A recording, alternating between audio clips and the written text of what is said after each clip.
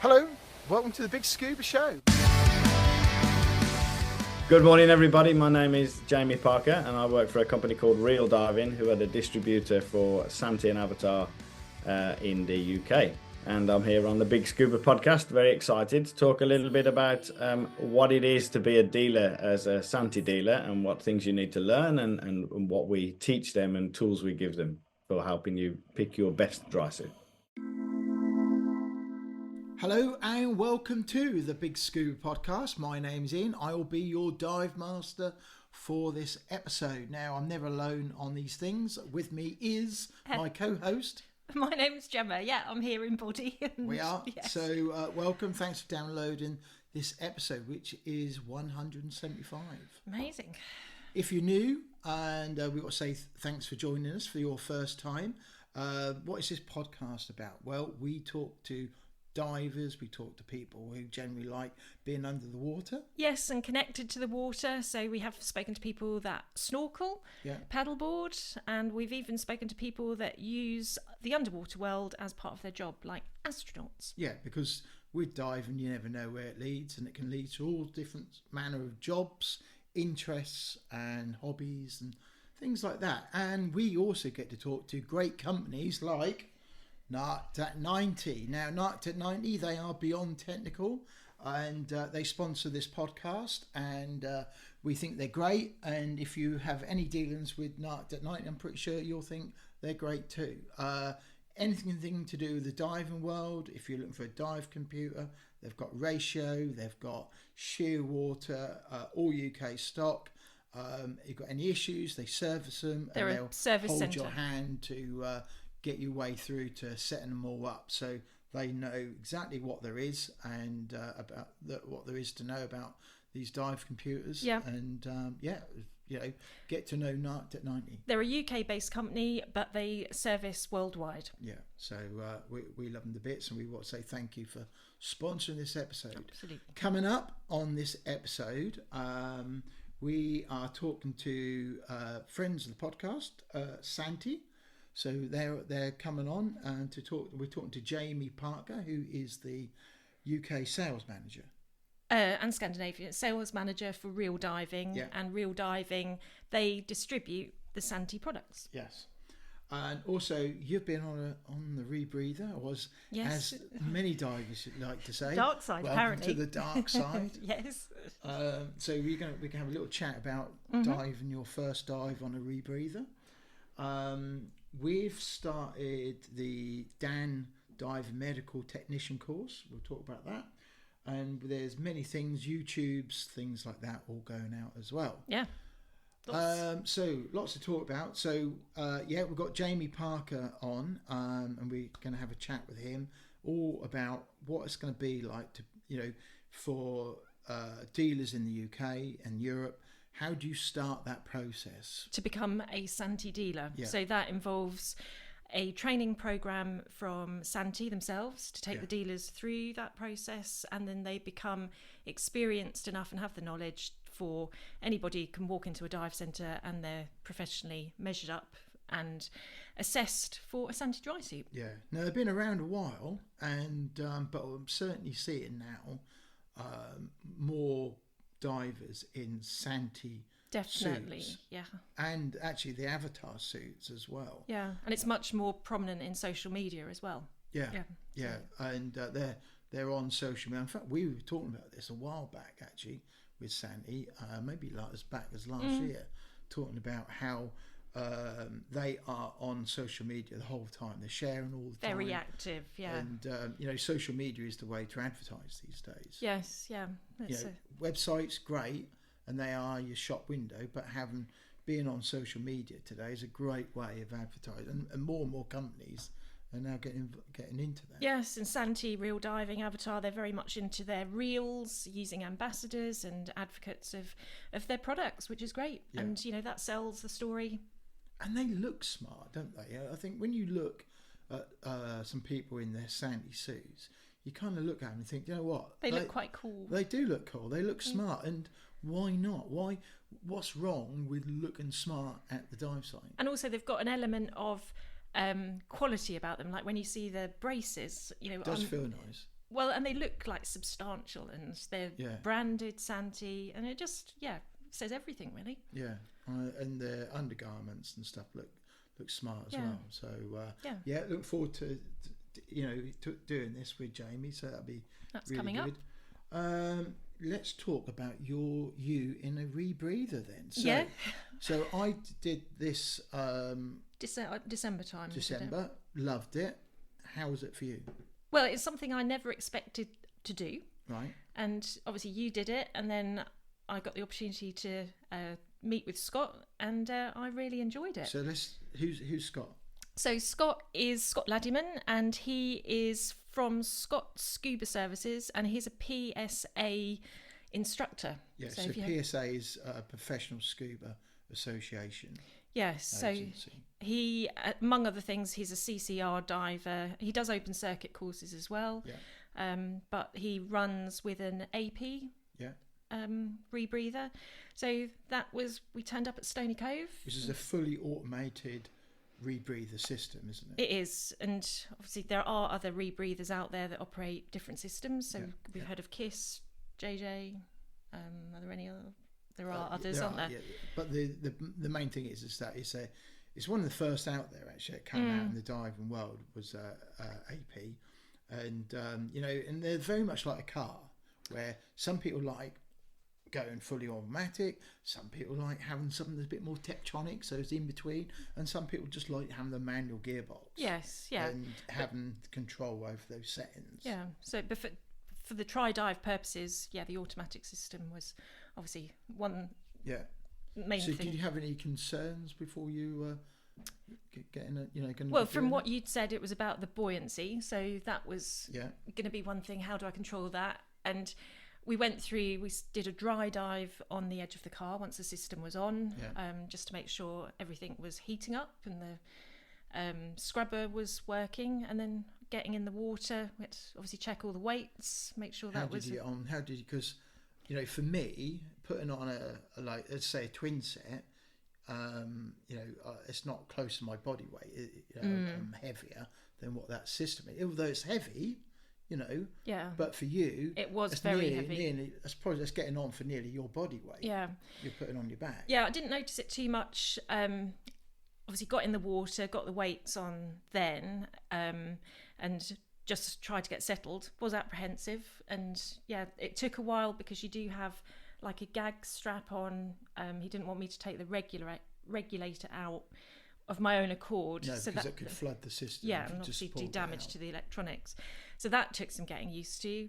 Him explaining to exhale air through your mask, which sounds completely bonkers. And your nose becomes the vent. It does. And that is such a contradiction from open circuit. Yeah, it's different. Because you don't usually exhale air through your mask when you're on open circuit. No, not unless you're clearing your mask or anything like that. Yeah, so that was that. But once we got finally under the water, and we just stayed on the shelf, and just got acclimatized. He did try and put the stage on, but that threw me a bit completely. Yeah, can do. Yeah, I've never experienced any maybe other stages something on. we should look at is because especially if you're going deeper in cold water, you should really have that contingency.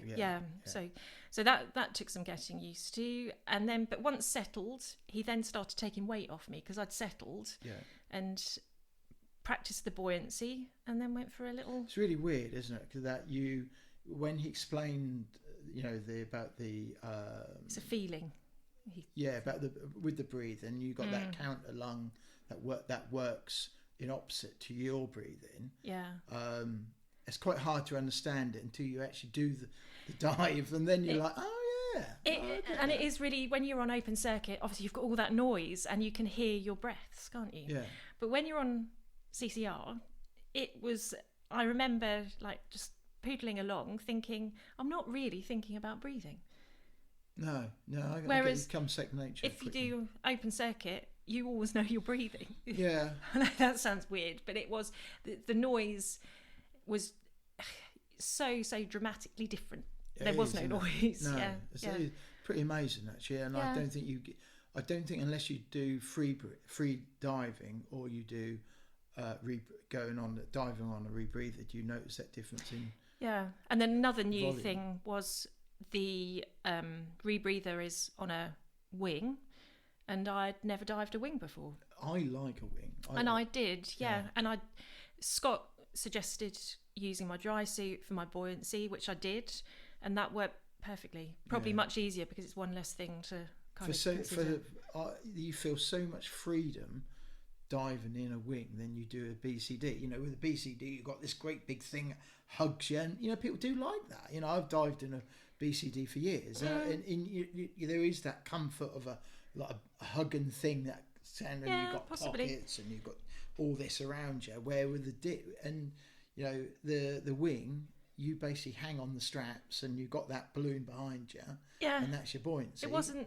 But some people don't like it because the whole thing when you're on the surface. Well, I didn't experience that. But all you do is deflate it a little bit, yeah, and you're fine. You know, it's all good. So, and Scott said he wanted me to come out smiling, and I certainly did, and I'd do it again in a heartbeat. Yeah. So, because I think, it's a completely new thing. But then once you get the knack of exhaling the air through your mask and obviously exhaling that through when you ascend, I think it's and I think a great way to. I think it's credit to Scott as well, because I know, you know, we've both now been through that experience with Scott.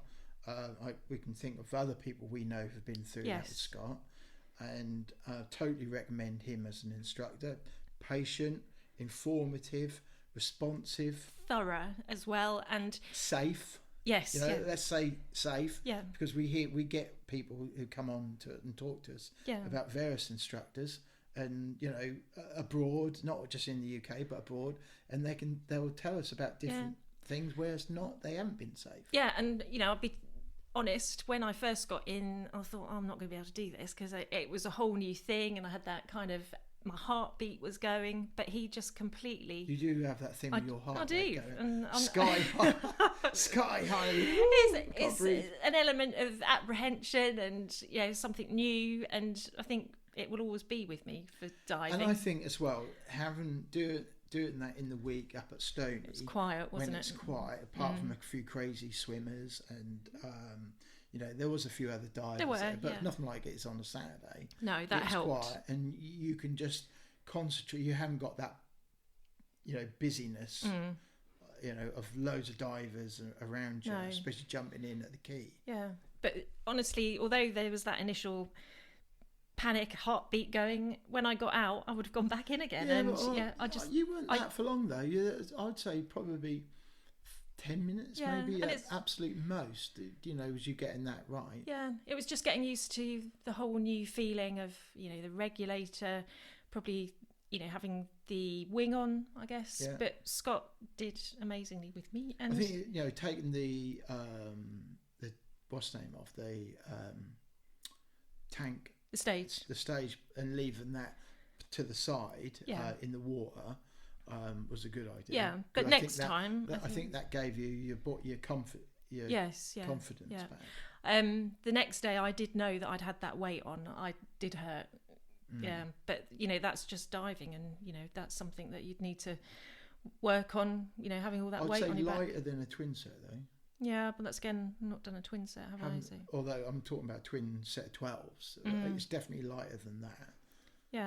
Yeah, but I'd highly recommend it. Contact Scott and get yourself booked in for a CCR try dive. Yeah. And even like, you know, you don't particularly want to get into closed circuit diving, but you've heard a lot about it and you just want to get that experience. It's worth making contact with him to book up. I think we've both done it, so we've got more of an understanding of rebreather diving. But when we talk to the people that we experience on the podcast and we meet out and about, we can appreciate I think to book up with Scott again, I think I definitely I'd like to do one of us together. And I think that would be cool. It'd be quite good fun. So I think the first time you do it, I think you are spending a lot of time getting what's this?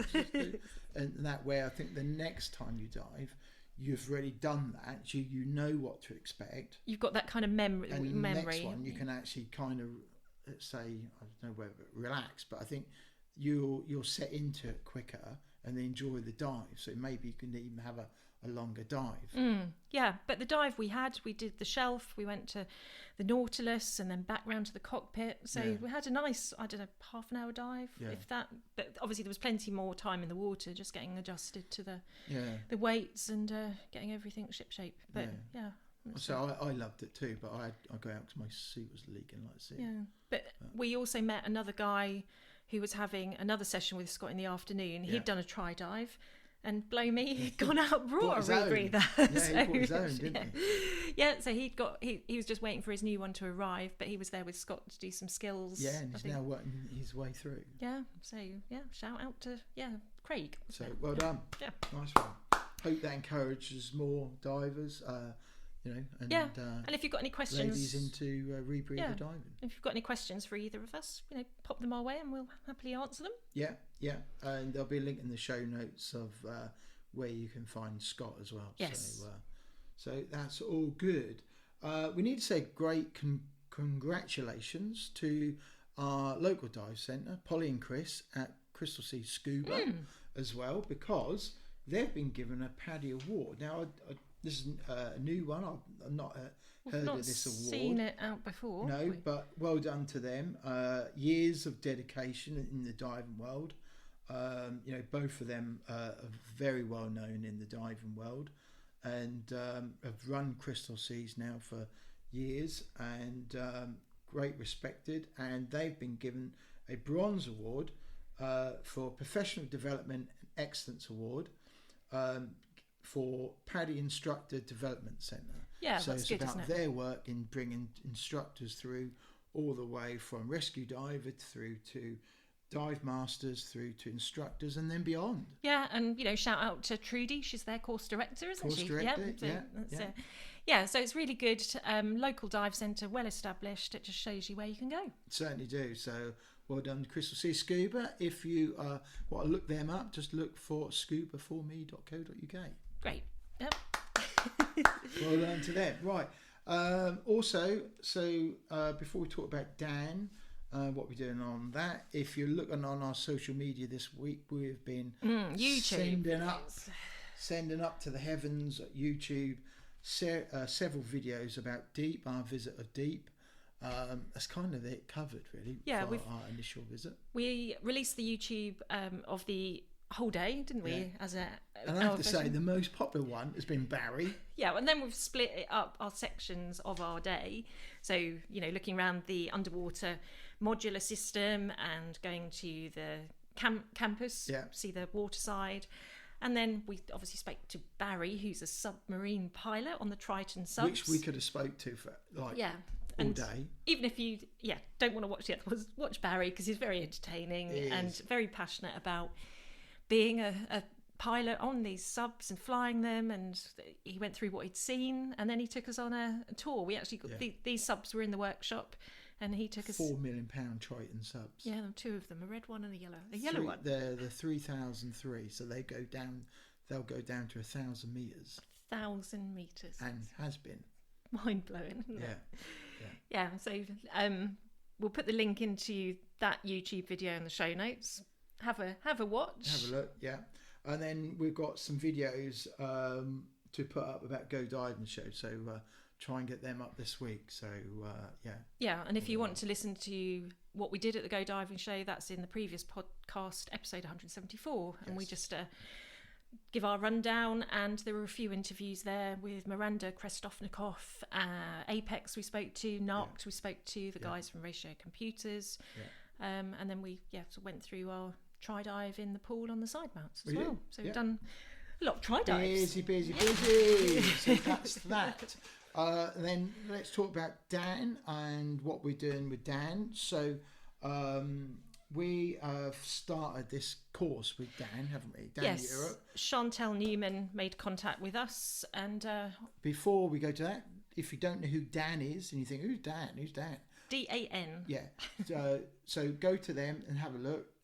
Divers Alert Network, and look them up. If they do insurance, all sorts of things. They're there for advice if you have any medical questions as well, or within an emergency, they're the people to call. They are big, well-respected organisation worldwide. and if you're in any part of diving, UK, abroad, especially abroad, make sure you've got their contact details, website, blah blah blah. Give them a call. Make sure you know where to find them. Yeah, right? They are a worldwide organisation. They're split up into a Europe, and then there's the American side. They cover and everything: Asia. recreational, commercial, you name it. Yeah. So I get to that. So we're doing this course with Chantal Newman, who's gonna she's just gonna be on speed dial. It's gonna be Help! No, we're joking. I'm not. You might be. I'm not. Hang on. So the course we're doing is the diver medical technician course. Yes. So we're gonna be Which is the theory of the Dan Recreational Diver Medic course will be blended learning, which is an online training at the end of which you'll be able to register for the practical section of the course that will take 2 days. Yeah, so the actual course, the course content is online, and we'll be doing that. It's approximately 30 to 40 hours of online learning, so a mixture of we've got PDFs, haven't we? So you've got patient assessment protocols and monitoring vital signs, administering emergency oxygen, airway management, CPR, AED use, then treating environmental and pressure related injuries like DCS. Yeah, so we've got managing wounds, bleeding, responding to poisonings and allergic reactions and seizures, looking at safety protocols for remote diving operations, and then scene management and evacuation. Considerations. Evacuation is my eyesight. Anyway, so there's a lot. There's how many hours? 30 to 40 hours. Yeah, a lot. So, and potentially 8 months of learning. So it's going to be a long while. Yeah. So our plan is we're going to go through the modules together. Yeah. So that we're going to do it at the same speed. We've already done module 1 today, and we've started module 2. Yeah. So it's online, it monitors your progress, so we're 3% of the way through it. Yeah, and I think if we can get this completed by the start of the next beginning of next year, I think, really. Yeah. So we've got to be realistic. We've got day jobs and we've got podcasts families. So there's a fair bit to do, but that's our plan. We'll do it together when we've got an hour. It's gonna be good. So we'll keep sharing about it. We'll keep telling you. If you do want to check out the course, you can register to apply for it. I did go to Dan's website. Yeah, go to Dan's website, and I did see Chantal post the other day. We're talking March 2023. If you're listening in the future, that there was a discount if you wanted to purchase the course. Oh, so I didn't see that. Yeah, I think it's like $5.50 at the moment rather than $7. So. But definitely something worth considering. It's just on that other level. Especially if you are like rescue diver, and maybe you've got a medical background, who knows, of some description. Yeah. So, any first aid medical course is worth doing because you never know. You never know. When you could be confronted with anybody falling over in front of you. In the street. Could happen at Tesco's. Other supermarkets aren't available. It could happen. But being prepared is better than not being prepared. It is. So we'll share about that as we continue that journey. Really. Yes, you'll be on the journey, the Dan journey, with us. So look forward to that. Right. Okay. That's kind of covered just about everything. I do believe that's the other page done. I might have needed those notes. Anyway, so let's get on and let's talk to Jamie Parker from Real Diving. He's going to talk to us about the Santi Dealer. And why you should be in a Santi suit. Absolutely. Let's do it. Jamie Parker, welcome to the Big Scuba podcast. Thank you. Yeah, it's great to talk to you. So do you just want to give us a brief intro about who you are and where your career path has led you to being with Santi and Real Diving? Yes. I'm actually from the Midlands. So I'm from Birmingham originally, and I went off to join the army and spent nearly 7 years in the army. And on leaving the army, my career path was decided I wanted to go into the diving world. So I did my my PADI instructor course, and then that was 2001, I think it was. And I worked in Birmingham actually at Dosthill Quarry. For a couple of years before going down to the south coast to work as a skipper at Fathom and Blues. Oh, nice. for a couple of years. And then I went off and did the normal traveling around the world and teaching around the world. Ended up in Africa for a number of years, leading trips and guiding in Africa, and then met my Swedish girlfriend 15 years ago and ended up in Sweden. So along that path, I met a lot of people in the diving industry, obviously in the UK, and then eventually in Sweden, I met Johan, who is the owner of Real Diving. Yeah. When Real Diving was at the very start, its embryonic phase, in a basement underneath a tattoo parlor in Gothenburg. No way. And then I was the first employee there. So yeah, and the rest is history. Now we are where we are. So now we're distributing all over Scandinavia and the UK and Ireland, and we recently started with Santi in Germany as well. So now we've gone from that small basement to over 1,000 square meters of warehouse in Gothenburg. Amazing. Yeah. In the last 12 or 13 years. That must be amazing to have been part of that and see that growth. Yes, it's been really cool. It's been nerve-wracking at times, but I mean, Santi was one of the first brands that we had. We got that, Johan got that pretty early on, so we've been a part of the Santi journey now for, I might be in trouble now, I think 11 years, possibly even 12 years. So we've really, not only has Real Diving grown and evolved, but also we've gone along that process with Santi as well, which has been really, really exciting.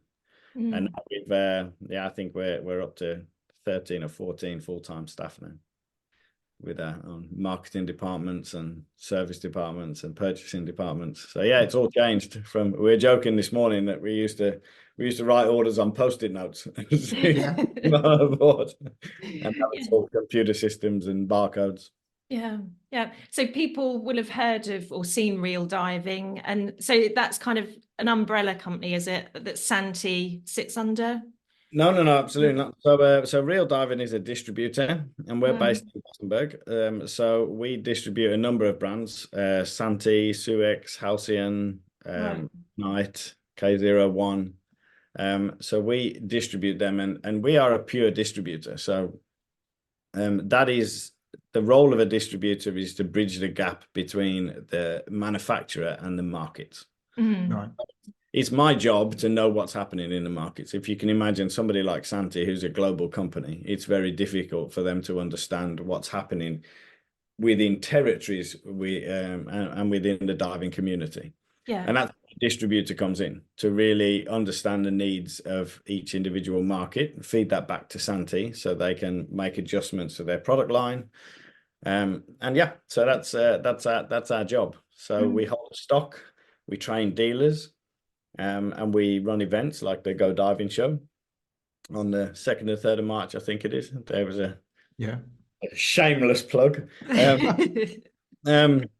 Yeah, so that's really the role of the distributor. And you could say, I mean, as a brand, your job as a brand is to elevate the brand on a global platform. Yeah.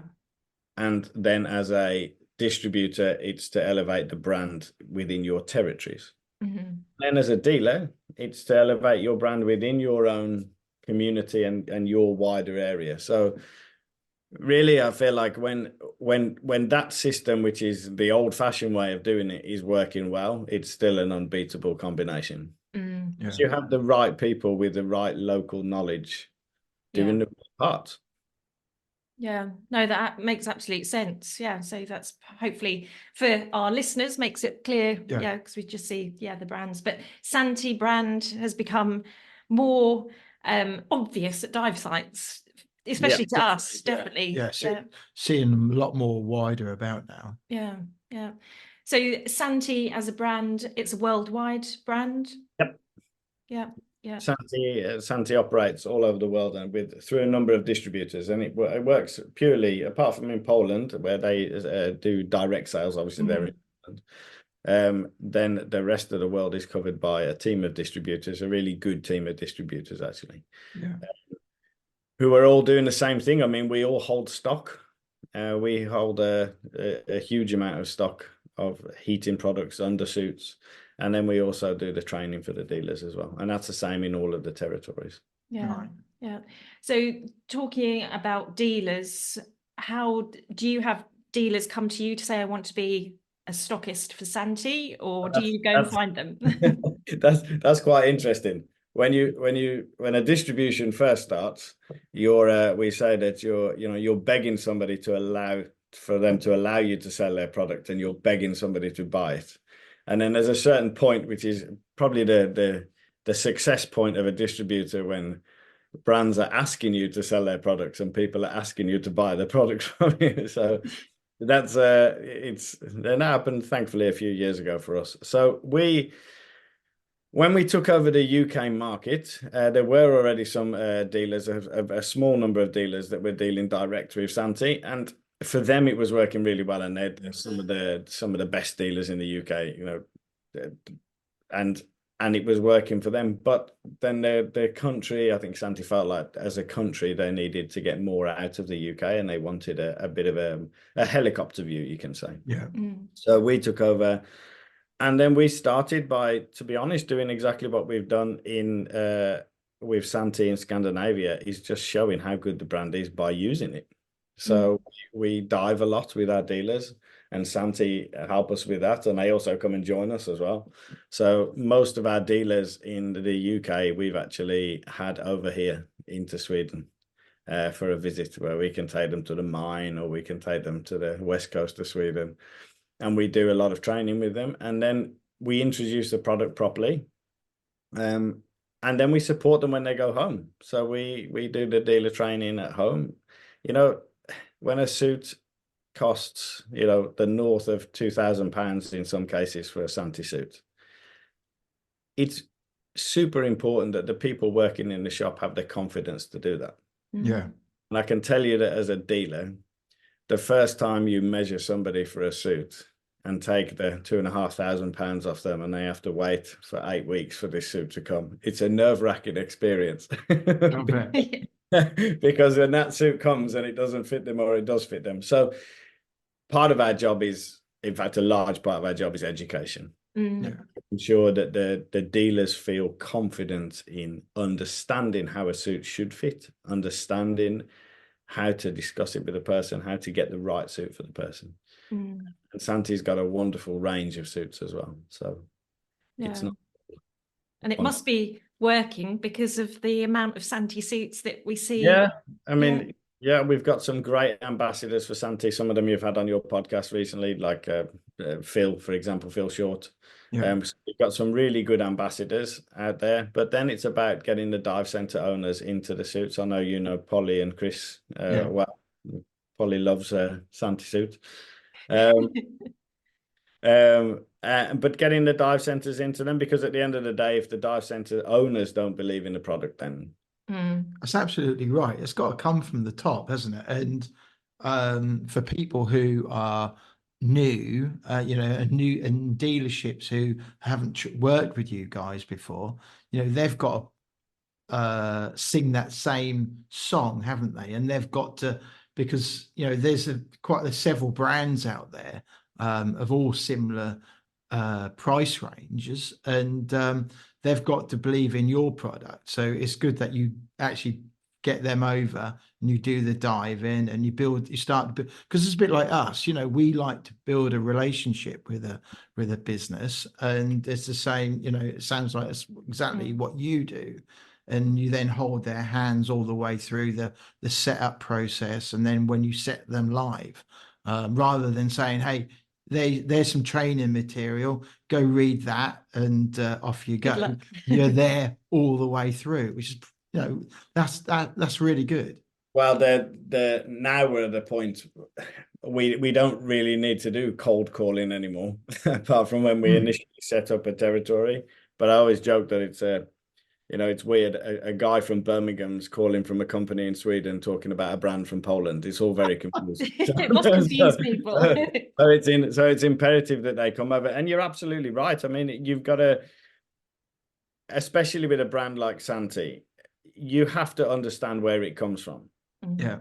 And why. I mean, and once you understand where it comes from, and by where it comes from, I mean basically from Tomic to start with, the owner of Santi, and all the way through the developments of it, and the choices that they make to stick with cold gluing, for example, instead of going for the faster, cheaper option of doing hot tape. When it comes to the sourcing of material, you know, all of the Santi suits, not Avatar, all of the Santi suits, the material is made in a factory in the UK called Ferguson, which to a business may be like, well, it's all coming from one place, but it's to guarantee the quality of the material. So you'll find, I wouldn't use the word copies, I might get into trouble, but you'll find some similar sides of suits out there, but really there is only one true Santi suit, and that is with material from Ferguson, cold glued and made in Poland. And they are exceptionally good. And when you visit Santi and you understand the capability of the company, when you walk in and see it in Poland, and it's, you know, 130, 140 staff working there, and it's an impressive experience when you go over and see it. So we have that confidence as well. So you have to give the confidence to us as a distributor, because I truly believe, and I'm not saying that there's no other good dry suits, I truly believe in Santi because I see it to its core every day. I know exactly what it is. So I have that confidence. So when we're training, and the rest of the sales team do, so when we're training dealers and we're talking to them, we can pass that confidence over onto them. Yeah. So if you became, or a dealer signs up with Santi, how long is the process from sort of that initial contact to obviously them feeling confident that they're going to sell Santi suits? Yeah, that's a good question. So the first thing, once we've established that we want to use them as a dealer, and they like us, I mean, the first thing for us always is a relationship, as you just said. And to be honest, we don't necessarily look at how big the shop is and how much they turn on selling 100 suits a year. We're more interested in the people, because if you've been in this industry long enough, you know that, you know, the winds of change can blow very fast in this industry. And everybody started somewhere is our philosophy. So we'd rather work with smaller dealers that are the right dealers, that will actually give the time and effort into the selling the product. So once we've decided that we're going to, and that's a mutual decision, and normally they've been over here and seen us. The first thing is that we wrote a few years ago now, it's like a 5 or 6 hour training program for Santi, and that's the number one thing. You have to have done the program, and during that program we go through the history of Santi, where it's come from, and also the history of dry suits, to understand where tri-laminate dry suits fit into the story of dry suits. And that can also be specific to a territory as well, because the journey of dry suits in the UK is very different than the journey of dry suits in some ways from Germany, for example. So once we go through that, we also look at the different suits, because, as I said, you know, Santi have a full range of suits now, and they are in different price points. But to be honest, the decision of which suit is right for them isn't necessarily about the price, because most of them are touching £2,000 or north of £2,000 anyway. So the important thing, the first thing that we get people to do is an interview. So when somebody comes in to buy a suit, before you even look at the suits, before you even start measuring, looking about colors, talk to the person. What type of diving do you do? What type of, what configuration do you use when you dive? Are you a wreck diver from the South Coast and you love digging around in wrecks? Do you use it for teaching? Yeah, I'm mostly teaching at Stony Cove. Or do you use it? What do you use your suit for? What suits have you had before? What did you like about them? What did you not like about them? So you can build up a picture of who this diver is before you even talk about which suit is right for them. And then from that point, you can make recommendations about suits. Makes sense. And that interview also, it runs through the fitting side as well. So for example, if are you a back mount diver? and are you a twin set diver, so you need to do a shutdown on a tank. So when we're looking at the measurements for the suit, maybe we measure the bicep instead of being down by the side, we measure it up here. So we measure it when it's at its fullest extension. Are you a side mount diver? Okay, well, if you're a side mount diver, have you had any issues with your suit? Yeah, I have to throw my tank over here to get to my pocket. Okay, so then as part of the Santi process, we can actually move the pockets 5 centimeters back. So it makes it easier. So the interview and understanding who your customer is, which is a cup of coffee. You know, this isn't like not a job interview. It's not like No. 50 questions, but have a cup of coffee with the person, sit down with them, work out who they are and what they need from a suit. Because within the Santi range, from the E-Space, we have the E-Space, the E-Light, the Emotion Plus, the E-Light Plus, and everybody gravitates towards E-Light Plus because it's, it's, to me, it's still the benchmark of suits. But there's some people who actually one of the other suits, an E-Light, like I wear an E-Light suit because it's tougher. I'm not particularly good at looking after my gear. So there's a lot of reasons why people would take another suit. Once they've got the suit and they've decided which suit and model they want to go for, then you start the measuring process. And with Santi, really, what you're doing is you're measuring the body. So you don't measure it with undersuits on. You don't think about what they're wearing. You measure the body first of all, because all Santi suits are taken into account for a winter undersuit when they come. The tolerances are given for that. Right. So once you've taken the measurements, there's a couple of different measurements for ladies and men's. Then you can start looking at the sizing chart. So with the Santi sizing chart, there's 16 sizes of suits. So you look at, okay, which is a suit that's close to me? And this is quite an interesting point, because on markets before we started doing this training, there were a much higher number of made-to-measure suits. And I think it just comes down to education about the sizing chart, because with Santi, you have 16 sizes, so you pick whichever one is the closest one to you. For me, it's a large short. Then you can make adjustments. So you can make up to 6 adjustments of up to 5 centimeters on the measurements with the suit for free, included. Well, 4 are included and the 5 and 6 are paid for. But even with the free adjustments, you can make 4 adjustments to the suit. So you can really, for most people, you can take one of 16 sizes and adjust the suit so it's perfect for them. Wow. If you can't, then it's a full made-to-measure suit. So we talk about the measuring process, the fitting process, selecting the size of the suit. They also have to go through which boots they want on their suits, you know, and try all of those boots on, try the seals on. So by the time the suit is ordered, the key thing that should happen is when you receive your Santi suit, you should look down and think, this is my suit.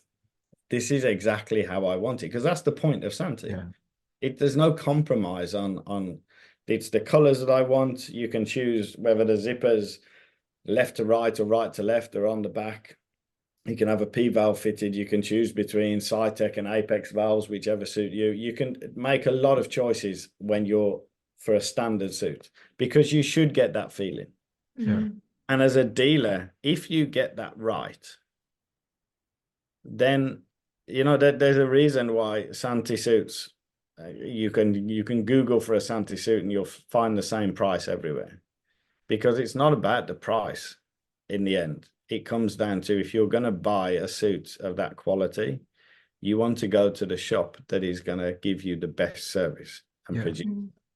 Because getting it 50 quid cheaper, but then it's not right for you, is kind of, you know, biting off your nose to spite your face. Yeah. So, and we talk about that, and that is actually, that comes to fruition. People see it, because then that person goes to a dive site and they sit down next to their buddy who says, "Oi, money bags, where did you new suit?" yeah. I got it from Ian and Gemma. You know, I went in there and they measured me. We talked about it. We had a cup of coffee. The whole thing took like an hour and a half. But yeah, my arms were a little bit short, so they added it a little bit more to the arm. You know, the feeling of ownership is there. And I think that's what you're seeing. And people are proud to wear a Santi suit because it's there. It's an advert, a walking advert, isn't it? Yeah. It's selling the suit. For sure. And there's like for Santi, there is no standard Santi suit. Yeah. It doesn't exist. No, So I like what you say about the measuring and the thought process of, if you're putting your hand behind you, trying to do a shutdown on a twin set. I'm on a twin set this coming weekend, and that's the one of the.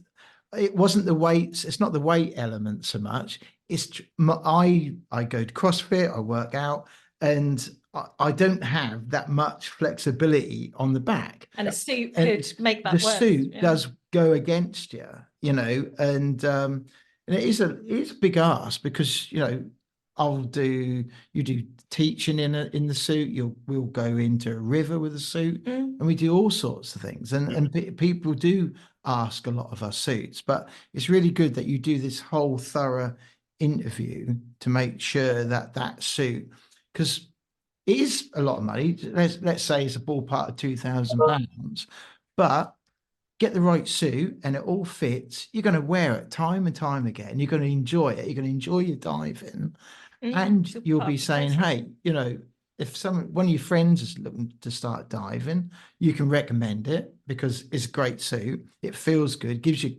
confidence in your diving."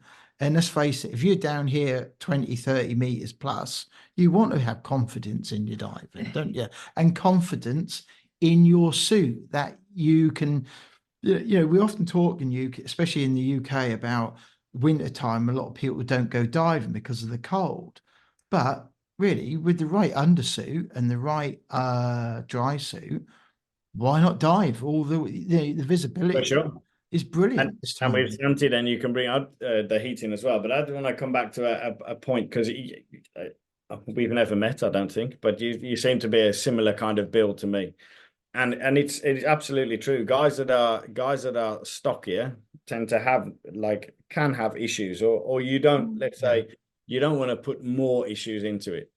But people also want, in this day and age, they don't, when I started diving, a dry suit was literally, it's like a crisp bag, like a large gingerbread man on the front and an extra large one on the back so that you could bend. Because fundamentally, there are movements that have to be allowed when you're diving, certain bodily movements. And when you've got a full body suit, that is either achieved by one or two things. It's either the amount of material or the properties of the material, the fact that it will stretch and it will give. So nobody wants to go back to those days of having these oversized suits where, you can feel the air like a spirit level going around your body. So people want the fitted suit, but at the same time, they want to be able to move. And if you know what you're doing with a suit, you can achieve both. You can achieve, because there's areas of a suit where they don't need so much room, and then there's areas of a suit where either you can give them slightly more room, or you can make it from a material where it will allow that stretch and that give. There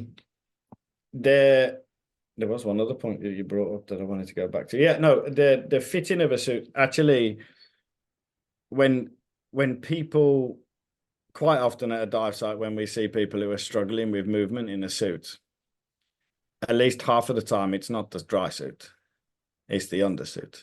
Yeah. And you don't want to teach your grandmother to suck eggs, but we talk to the dealers about when you're fitting an undersuit and you're fitting somebody for a suit, it is incredibly important that the undersuit fits. Yeah. Are the undersuits bespoke and measurements changed, or do they come in a range of sizes as well? Yeah, they're a little bit more forgiving than the dry suits when it comes to sizes. So there's, let's say, more people can fit into a standard undersuit than would fit into a standard dry suit. But also with a dry suit, if with an undersuit, if the arm is, that's maybe 2 centimeters too long for most divers, they don't getting that adjusted. But with a dry suit, if you're paying it and it's free to do it anyway, then you would make that adjustment. Yeah. But you can make the same adjustments to all of the undersuits as well.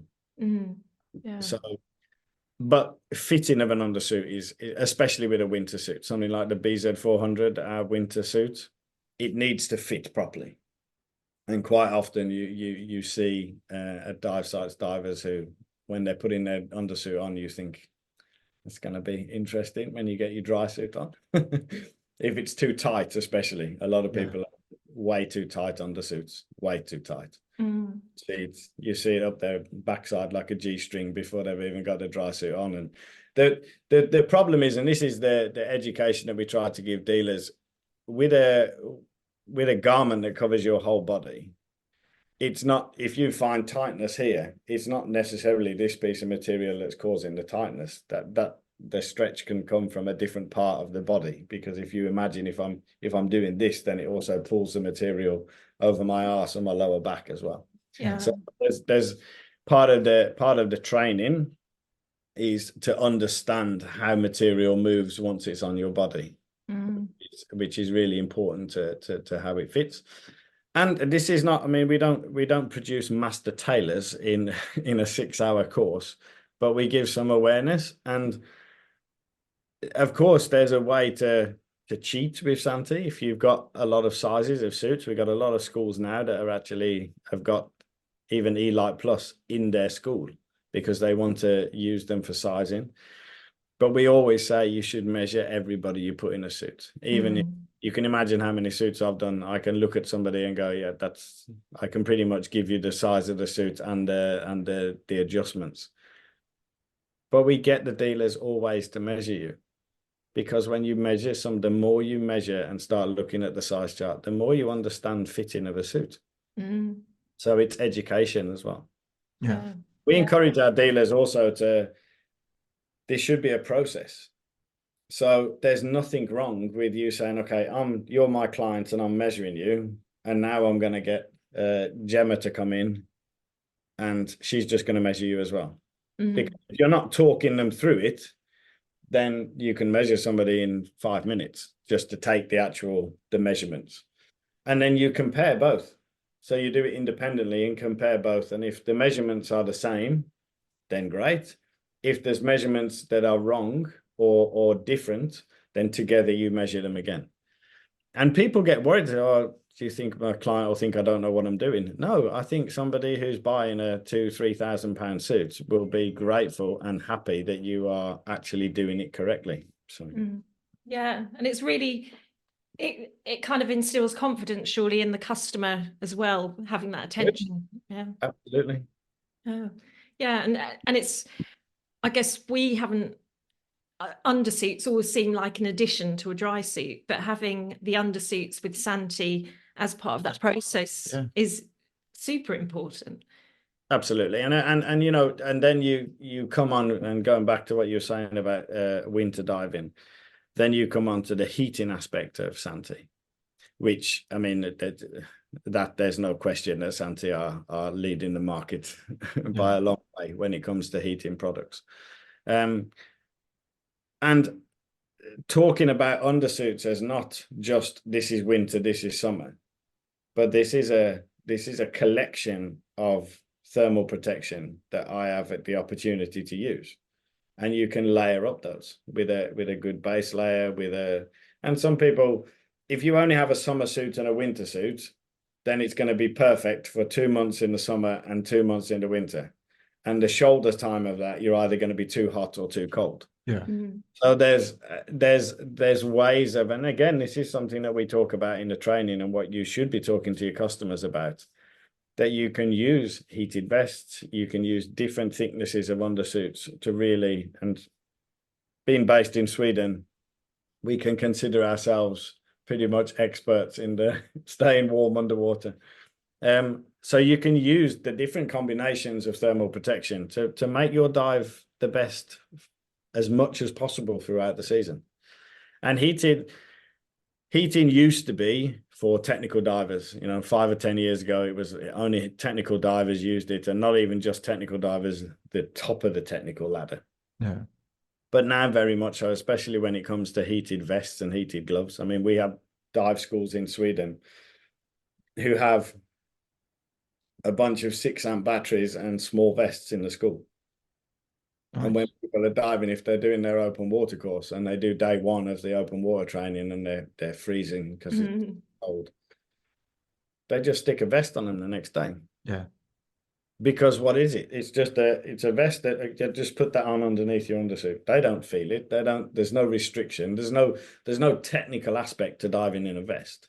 And they just put their 6-amp battery and connect it. And now they're warm. And actually, from a business point of view, there's centers that do that. There's a lot of people, kids and smaller people who suffer from the cold. Their actual continuing education rate for that person deciding to do an advanced course increases. Yeah. Because instead of, they may love the diving, but they're like, yeah, but I nearly died of hypothermia. Yeah. But then you stick them in a vest and they're like, now I really love the diving and I didn't die. I'm alive. So then they're more likely to go on to further courses. So heating is really, it's massive in Scandinavia and it's growing rapidly in the UK. Yeah. Because people are understanding how accessible it is to everybody. Today's episode is sponsored by Narked at 90, so let's find out a bit more about them. Narked at 90, their tagline has been beyond technical, which describes them pretty well. John Routley and Brent Hudson launched the company over 20 years ago. They are both technical divers who have logged thousands of mixed gas dives between them over a 30-year period. Using their engineering know-how and diving expertise, have developed bespoke, personal, commercial and military diving equipment and products of a universally recognised, unparalleled calibre. Their ability to be adaptive and versatile with their developments led them to support the NHS during COVID. Using their superior knowledge of breathing and oxygen monitoring systems to help develop emergency ventilators. They also design and supply the sneaky stuff used by defence-based development groups throughout the Western world, although they can't tell us much about that. If you're thinking of moving across to tech diving or completely new to diving, Narked at 90 can advise and guide on the best equipment and setup for your personal or commercial requirements. Narked at 90 have unparalleled experience of shearwater dive computers and are the longest serving and sole and UK European service centre for those. They are happy to offer technical support, servicing, repairs and upgrades to all shearwater computers, past and present. Narked at 90 stock shearwater computers, but are also stockists and technical support centre for many other manufacturers, including Divesoft, JJCCR, Hollis, Revo and Kiss rebreathers. Based centrally in the UK, Narked at 90 also offer full rebreather head servicing for selected manufacturers. Bespoke cable assemblies. Advice on specific fitting requirements. Suggestions and guidance for home builds. Computer laser cutting and engraving. Pressure testing to simulate 400-metre dives. So, Narked at 90, a reputation built on supporting both manufacturers and divers worldwide. Go to narkedat90.com and make sure you are following their social media to keep up to date with their latest news and offers. And that's really good because I think there is this thing, whereas, well, I'm not going to dive in the winter because it's cold. Yeah. But if you've got this facility within Santi and the heating options. I've seen students stand there shivering at the waterside, and I've looked at them, and I've been in drysuit. They've been, to be fair, wetsuit, right?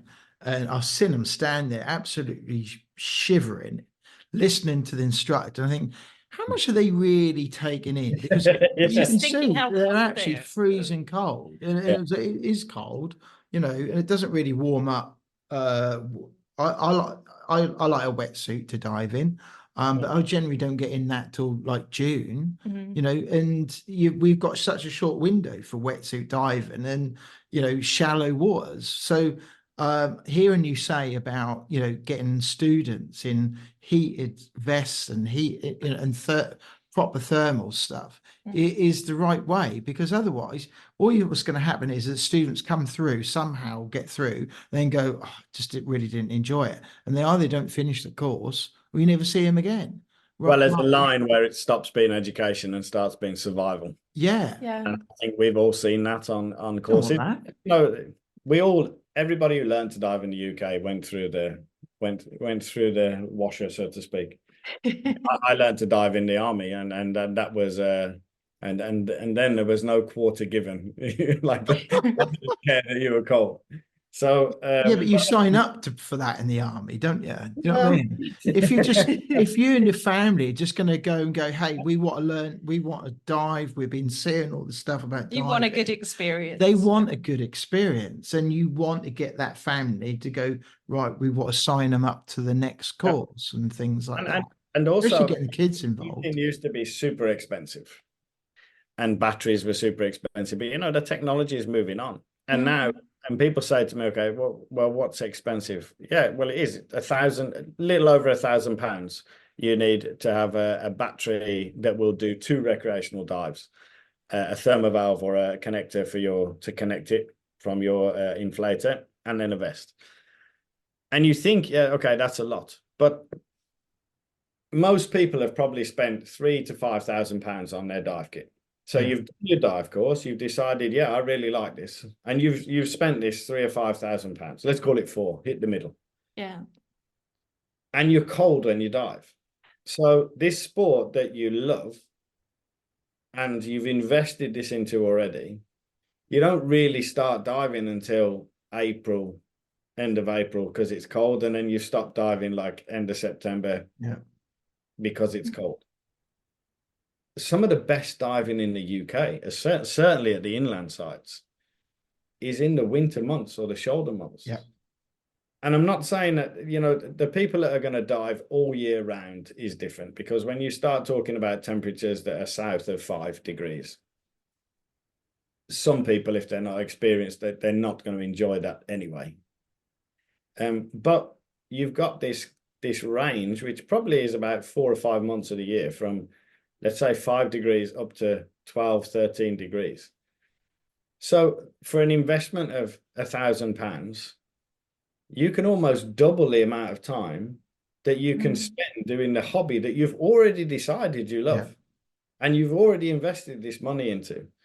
So a lot of the schools now, a lot of the centres have got kits, heating systems that they put in the school that people can borrow to try, because once they've tried it, I mean, a heated suit is a completely different thing.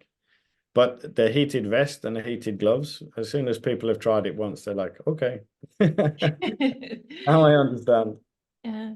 And it's the evolvement of seeing where dry suits are going, isn't it?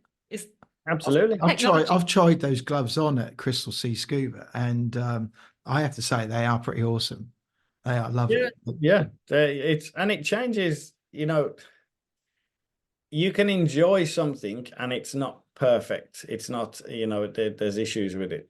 But when you try the same thing and it is perfect, then it's a different experience. So even people who've been diving at Stony for 20 years and enjoy it, but my hand's always freezing when I get out. Then they try it with a pair of gloves. And they come out and they go, that was such a different experience, because I didn't spend the last 20 minutes of the dive trying to get air into my glove because my hand's really freezing. Yeah. And instead I spent the last 20 minutes of the dive just diving, and then suddenly I was at the end and I was like, wow, you can do stuff now that makes life a lot easier for you and a lot more comfortable. Yeah.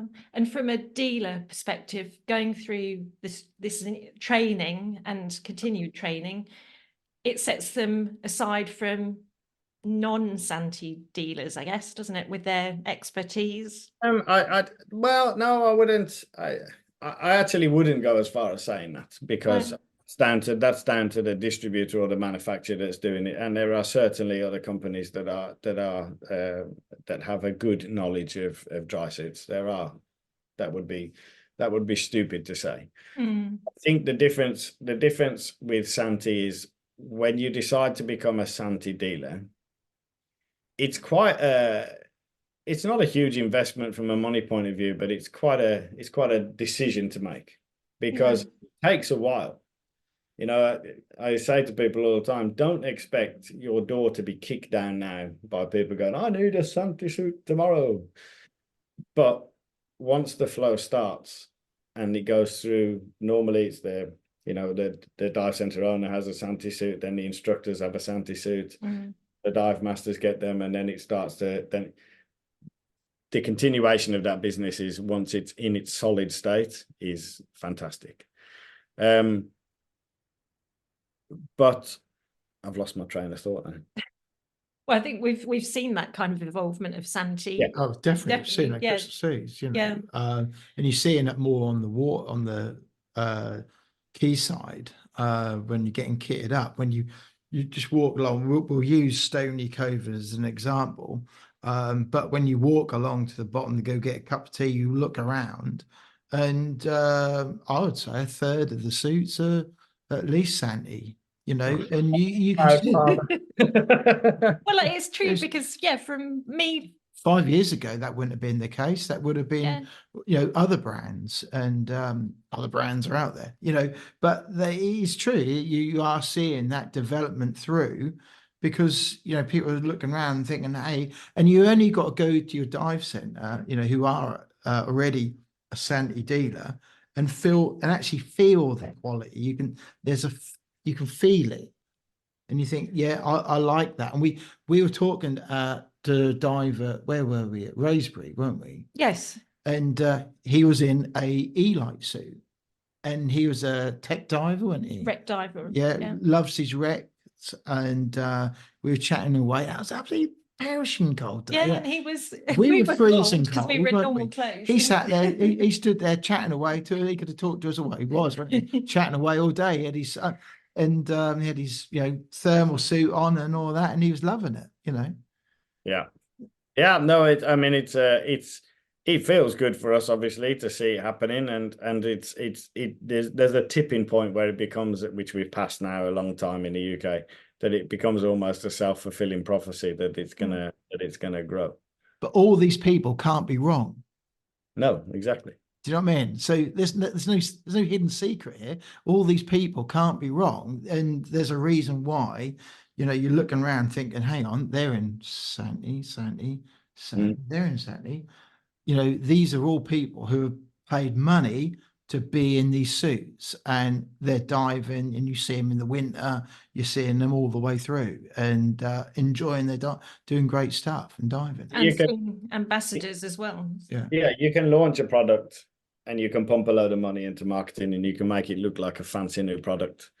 But as you said, that works the first time round. Yeah. But when you're going through generations of people purchasing the same suit, and now for Santi, that is multiple generations of people that are buying the suit and keep buying the suit, and people are on their second suit and third suit and fourth suit. Yeah.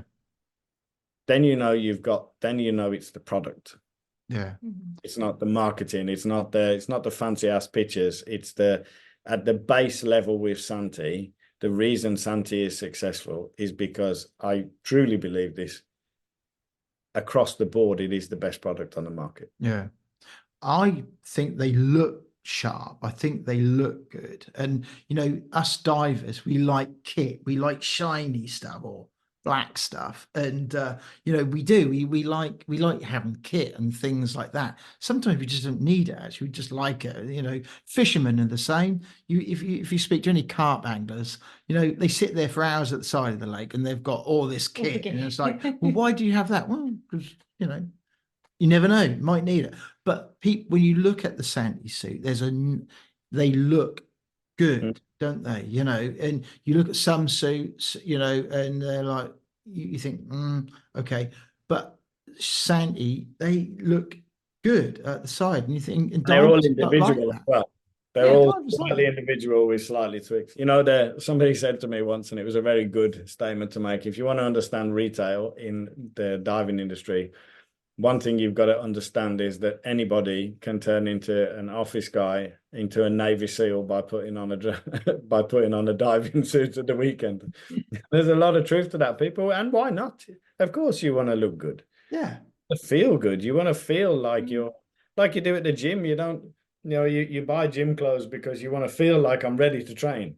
Yeah. So same with diving and Santi, and you see that more now with the Avatar range as well. Like the new Avatar suit that Air on. We were at the boat show for 10 days in 12 days in Germany, and everybody, of course, people come to the Santi suit stand to buy their suits, but everybody was looking at the Air on thinking, wow, what is that? Yeah. It's and it's been in the magazines a lot now, and there is definitely with Santi, they understand and they acknowledge there's an element of design that's needed. Yeah, definitely. And if you go back through the Santi range in the time frame, so even if you go back to the original suits, the one of the original suits, the E-Space, even back then when that came out, it was, I mean, E-Space today is pretty much the same as a lot of the other modern suits that are out there. And when you go through the emotion material was a very lightweight material, and the market went, no, that's never going to work. That's not going to work. Well, it worked. Yeah. And it comes through to now, to the modern day. I mean, the E-Light Plus is now in its 5th year. The E-Light Plus and the Emotion Plus, but the E-Light Plus in particular, that is still, we talk about it. Where does Santi go? I'm excited to see where Santi go, because I have no idea where they could go. Yeah. Like it's still today, it's the benchmark of suits. A brand who I think as a comparison in a different market, I think about is Gymshark. Gymshark started with I forget the guy's name now. Yeah, in a bedroom. In his bedroom, and he come up with a brand, and he looked at what people were wearing in the gym, and he went, gym equipment don't have to be like that. You can actually look smart, and women can look nice and look smart in the gym. So, and I think this is the comparison in the different brand, where Gymshark has built up a really good brand and a really good reputation and a good business by making their clothing look and making their customers look really smart. And it's the same with the Santi. It looks good, and people do want to. I believe divers, when they spend money, that they want to feel the quality, and two, they actually do what looks smart as well. Because Santi is a very active brand when it comes to social media. Is probably one of the most active I think we've seen in the diving world. And we've been around 4 years. She's a legend. Honestly, we see it. We see some brands, and they don't get it. They don't get the importance of social media and things. They don't have social media people, and they don't share stuff, and they appoint ambassadors who don't even know they're ambassadors, and it's like and we've had that. Yes, yeah. And it all filters through, and it all helps to build that brand, and why somebody would go, hey, actually, do you know what? I'm thinking about changing my suit. Who do I know who's doing good stuff, and investing in the future, future materials, because that's where dry suits and undersuits are going to keep developing is that next neoprene makeup, or maybe not in neoprene. It could be anything, wherever that's going. Customers make a brand evolve. You've Absolutely. got Phil Short as an ambassador. Phil Short's involved with Deep, and that is going to be such an exciting thing coming out. And you guys, having him as ambassador, says volumes. Absolutely. I mean, I think the key to all of this, though, is the connection. And the connection, the people who have Santi suits, they feel a connection to Santi. And what's quite interesting about that, Johan Engqvist, who owns Real Diving, all of the brands that we work with, or let's say like this, we don't work with brands that we have no connection to. We don't work with big huge global brands. We work with people who we're connected to, whether it's Halcyon, Suex, or in this case Santi. we communicate directly with Santi. We're part of the, we're part of the development of it. We're part of this feedback going backwards and forwards. The connection between Real Diving and Santi is incredibly strong. And that means that the dealers, they feel that connection as well. They feel connected to Santi. Yeah. Therefore, the customers also feel through the dealers, through the distributor, but that connection is made. It's not a faceless brand that's, sold from an office thousands of miles away. And it's important to have that. And that also wraps in with the social media. And what Martina and Camilla and the guys at Santi have been incredible at doing is creating that connection. Yeah. We don't focus necessarily on the product. It's more on the use of it. So you'll see most of the social media that we produce, whether it's Santi directly or through Marcin at Real Diving, it's about them being used. And we use these products for all sorts of diving. I mean, at Real Diving, we do have everything from recreational divers. I mean, I'm a recreational diver now, all the way up to exploration divers within our Real Diving team, which Phil is part of. He's the granddad of. He's the boss. Yeah, he was telling about 160-meter dives, wasn't he? Yeah, so that's that's Team Real Diving, but we're using the equipment that we're telling our dealers to tell the customers to use. We're using for those type of diving. Yeah. So we're really putting your money where your mouth is. So all of this, the net effect of all of this is a connection between all of the parts. Yeah. And I think that the divers really feel like that as well. Yeah. And I mean, one thing that we haven't touched on, which we should, is as a distributor representing a brand like Santi or any brand of that sort of quality, the other thing is to understand what happens when something goes wrong. Yeah. What happens when this doesn't fit, or this doesn't fit this person, or there is an issue.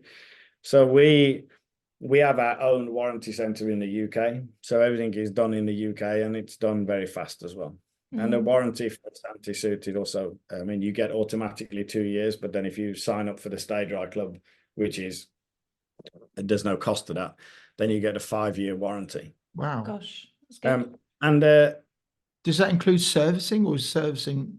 No, servicing is extra. But if you have an issue with your suit, then you send it in. So there's certain parts of the suit that are different, like plastic zippers is a 2-year warranty, metal zippers is a 1-year warranty, flexoles. So different parts of the boot, different consumable parts have different warranty. Right. But the suit itself, I mean, if the stitching was ever to come undone, which I've never heard of, but if there was an issue with the stitching or the construction of the suit, that's covered under a 5-year warranty. Yeah. Wow. So there's also an element of, and we can talk about Phil as we have, because Santi took off him his Elite suit because is in such a state that they forced him to have a new suit. And we've actually got that suit at Real Diving hanging on the wall in Johan's Rebreather Museum. And that suit's done hundreds of dives. And I mean, when it's full short suit, it's not, it's not just popping in at Raisbury. Yeah. This suit looks like it's been through World War III.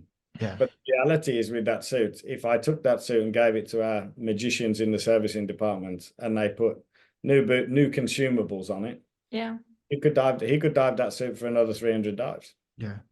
Because the construction of the suit is so well done.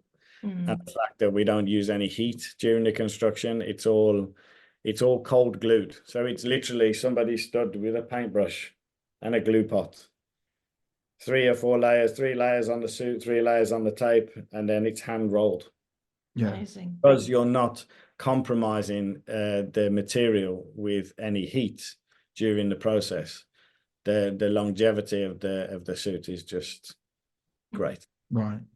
So, when Phil, there's one thing that does come across. There's no messing about in the way of health and safety. Health and safety, and that's why he's got the role he's doing. Yeah.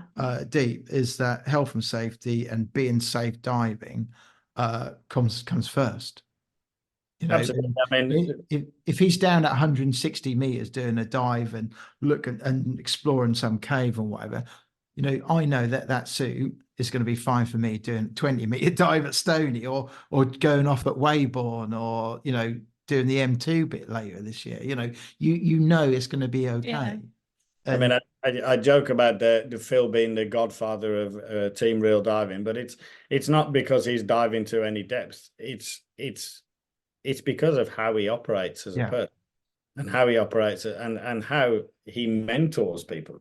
And it's people like Phil, they will never use a product just because somebody's asked them to use it. That just doesn't enter into their psyche. No. To do the level of diving that they do for as long as they've done it. Yeah, if the suit wasn't right, he wouldn't be wearing it.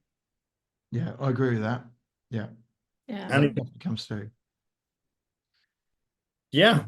So that's it. And I mean, and hopefully the dealers, they have the confidence and they're selling really well. It's growing again. Just to talk about servicing, just to reinforce this, because obviously this will be probably a worry if people have any concerns about buying a suit of Santi, who are so you're a UK diver. So when it comes to issues and that, or comes to servicing, you know, it's all took care of. We haven't got to send a suit back to Poland. So let's say you buy a suit from your local dive shop and you have an issue with it, because there are, you know, there's this goes for all dry suit manufacturers. Nobody's making their own zips, for example. Yeah. So if there's a problem with a zip, generally you start to see it across all of the brands because everybody's buying them from the same place. So if you have an issue with your suit at all, you take it back into the dealer that you purchased the suit from. And then they will take care of it. And there's options with that. I mean, the dealer has. It can go to the warranty centre in the UK, and they can fix pretty much everything apart from constructional changes to the suit. So anything that needs to be, a panel needs to be changed or something needs to be adjusted, then it would go back to Santi. But that's dealt with by them. That's not the customer. And generally, it's they've got like they probably need the suit for a week or something like that. Yeah, no, that's good. So if there's dealers out there that are not Santi dealers, and they are interested in looking at Santi, how do they start the process? They can send an email to sales@realdiving.com. And then Dean, who you've had on your podcast before. Yeah, he's working for us now in the UK, and then he will contact them and they can take that conversation. Yeah. And process wise, so from the initial contact to having the knowledge of measuring, how long does that process take? For a dealer, it can take a matter of weeks. I mean, it doesn't need to be. There's a few things that we need to go through to make sure that it's right to work with that dealer from both sides. And then we can start the training process. But we run regular dealer training in the UK. We run regular dealer training over in Sweden. So there's a lot of access for the dealers. And it's not just, you know, if I say to a dealer, oh, you can come over to Sweden and I'll host you here. Then it will be the dive centre owner that comes, which is fine. But in most cases, it's not them who stood there on a Saturday morning selling a suit. Yeah. So what's really important for us is the dealer training we do is actually focused towards all members of staff. So we want everybody that's going to have contact, and more so the people that are going to have contact with the customers. So we do regular training all the time, and we also do regular diving events only for our dealers. So we do it at Stony, at Cape and Ray, at wherever, and then we invite our dealers to come and dive with us and just to socialise and then just let the ideas flow. Yeah. And it creates that continued relationship as well. And for sure. And the community, the real diving community, that is obviously the Santi community as well. It's like at the dive shows now at Go Dive, all of our dealers come and work on the stand together, which is like not the norm in the UK. No, no. I want one thing I just want to just go back on. You mentioned Dean. Just for people who are listening who won't maybe know him, you mean Dean Martin? Yes. Yeah, yeah. Yeah, yeah. Okay, no, that's really good. So that's given people a really good insight into what a Santi dealer is. Yeah. Yeah, and hopefully potential customers as well. And where to go to start the ball rolling. Yeah, and if they go onto the either onto the Santi website or onto the Real Diving website, then there's a list of dealers there, and maybe we can even put that into the show notes. Yeah. That's Yeah, we'll put all the relevant information into the show notes so people, it's just a click away. Yeah. So your diary, so you've got Go Diving coming up in March. Yeah. Anything else coming up in the there's going to be some region? there will be some demo events that'll be launched, and they'll probably be run in the UK in April, I think. Right. Okay. We're right in the middle of the last weekend was the Scandinavian dive show, and it was saw that before that, and now we've got two left. We've got the UK dive show, and then we've got the Finnish dive show. So we're in the eye of the storm when it comes to business. So I'm pretty tired at the moment. Yeah, well, we're looking forward to the Go Diving show. Yeah. Come and say hi. We'll be there with all of our brands with and Santi's. We'll have yes, actually. Thank you for reminding me. The dive show this year, we're going to have all the sizes of the Eli Plus and the new Kango, the new Polar Tech undersuit from Santi, and we're going to do the UK launch of the new ladies Aeron. So the new Avatar suit, the ladies version, will be there at the show. And we'll have all the sizes of the Avatar Aeron as well. So people can come and try the suits on, get fitted, talk to one of our dealers, talk to one of us, and we'll go through that whole process. And we'll have obviously all of the heating and all of the other models of suits there as well. Great opportunity to see the whole range. It's the only dive show left in the UK, so that's the one to go to. It's fantastic. They've done, Mark and Penny and Ross, they've done a fantastic job. It's something to be proud of. And we're involved in other markets, as you know, and I can tell you this, the UK dive show this year will be as big as the dive hall at Boot. And that's quite an impressive step to come to. And you've got manufacturers that are the guest speakers there. You will see this year the investment that manufacturers are making. That's good. And that's a good judge of how successful the show is coming. And people are starting to launch new products there. We'll have the UK launch for the ladies Aeron suit, which people are asking about. So they've done a really good job, and it's fantastic for the diving industry. Yes. It is, and shows encouragement for people that don't dive as well, that get into that industry and sport. So if you're out there and you're wondering, get yourself to the dive show. Yeah, we're there both days. Come say hello. No, that's been really, really, really interesting, and hopefully an education to people. Anybody we talk to on the podcast, we always ask a few set questions. So if you could take 3 people diving, obviously in Santi suits, who would you take? They don't have to be divers. It's just the principle of taking them under the water for that experience. Well, I've thought about this, and actually the first 2 are really easy, my son and my daughter, because they're 5 and 7, and I would, the thought of seeing their little faces underwater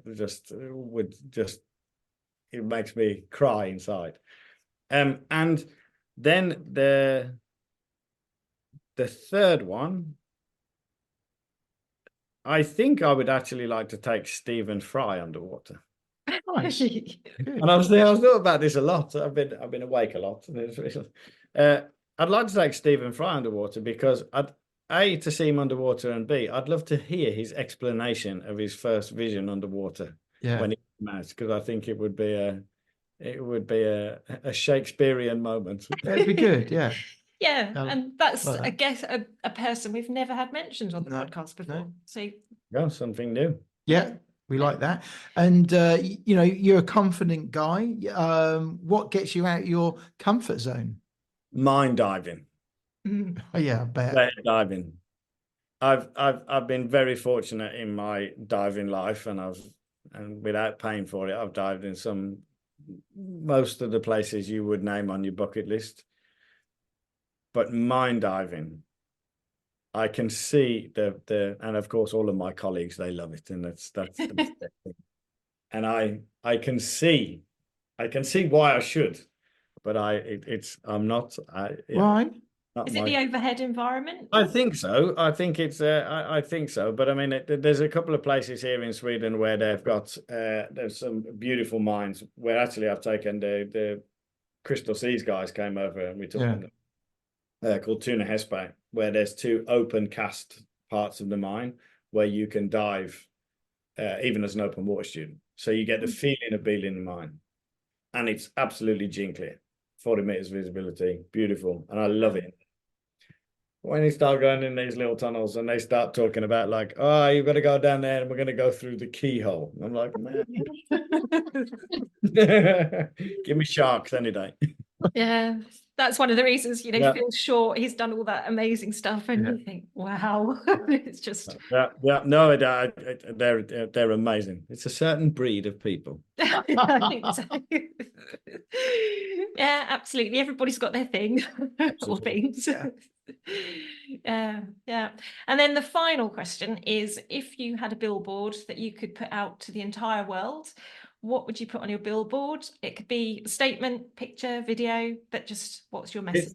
I was thinking about this as well. This is going to sound like a shameless plug. I'm going to explain it afterwards.